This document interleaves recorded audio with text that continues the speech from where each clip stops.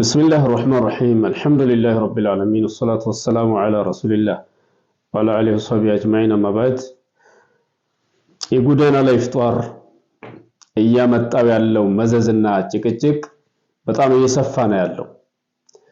بدعة من نشاو بطعم تنش لك اند ساتك أنكينات ساتك أنكي تنشنا يسفاج أيتكتاتلج አገር ታቀጣጥላለች ቢድዓም መነሻው እንደዛ ነው በቀላል ነገር ለሆነ ጉዳይ ይጀመርና ከዛ እየሰፋ ይሄዳል ከዛ የሚመጣው ትውልድ ሱነተ ሙተበዕ አድርገዋል ልክ እንደ ሱና አድርጎ ይዘዋል እነከለ ሰርተውት የለም እንዴ ዛሬ ዑለማን አልሰማ ያለ አክቲቪስት ተብዬ አዳዲስ ቢድዓን እያመጣ ኡማውን በየአመቱ በየረመዳን ማጨቃጨቅ በጣም አደገኛ መዘዝ ነው ያለው በዚህ ጉዳይ ላይ በየአመቱ ረቢዕ አወል መውሊድ ሲመጣ እንጨቃጨቃለን ለምንድን ነው መውሊድ ሲመጣ እየተጨቃጨቅን ያለነው ነብዩ ያልሰሩትም ቢድዓ ነው አመት ጠብቆ እንደዚህ ያለ ነገር ማክበር ቢድዓ ነው ብለን ነበር አይደል አሁን ደግሞ ረመዳን ላይ ሙስሊሙ በደስታ በሰላም ሳይተማማ እንዳይጾም አዲስ ቢድዓ አምጥተው አክቲቪስቶች ሙስሊሙን ያጨቃጨቁት ነው ያለው የጎዳና ላይ ፍጧር ታያላችሁ ማታ ነሽዳ ይባላል ይዘፈናል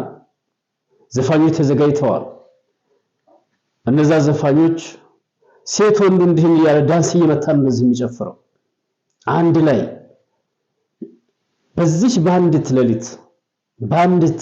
ወይም ደግሞ ከመግሪብ እስከ ኢሻ ባለችው ሰዓት ላይ አላህ ይወነጀልበታል ሴት ወንዱ ይጋፋበታል ዛ ቦታ ላይ ይሄን የፈለጋችሁት ቢዝነስ የሚሰሩ ሰዎች ይሰራሉ ገንዘባቸውን በደንብ አድርገው ተቀብለው ይወጣሉ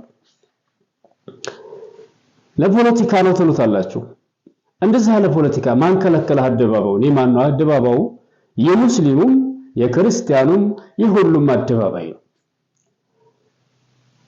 እንደዚህ ያለ ፖለቲካ የለም መበሻሸቅ እንደዚህ ያለ ነገር በተነሳ ቁጥር ጠብቀው የሙስሊሞችን ኡስታዞች ወይም ሙስሊሞችን ይህንን ነገር እንትን ለማለት ሌላ ችግር ይፈጠራል በየጊዜው የሆነ ነገር ሲነሳ መበሻሸቅ ሲመጣ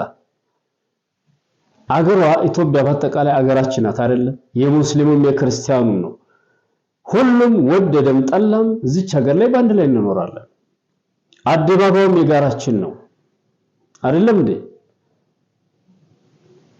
የሁሉም ነው ግን እንደዚህ ያለ ለመበሻሸቅ አመት ጠብቆ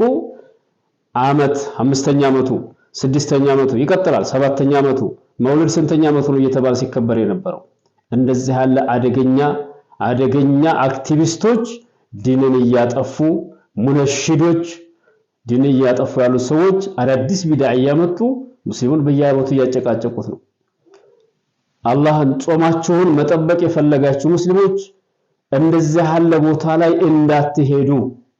አላህን ፍሩ ሰላም አለይኩም ወራህመቱላህ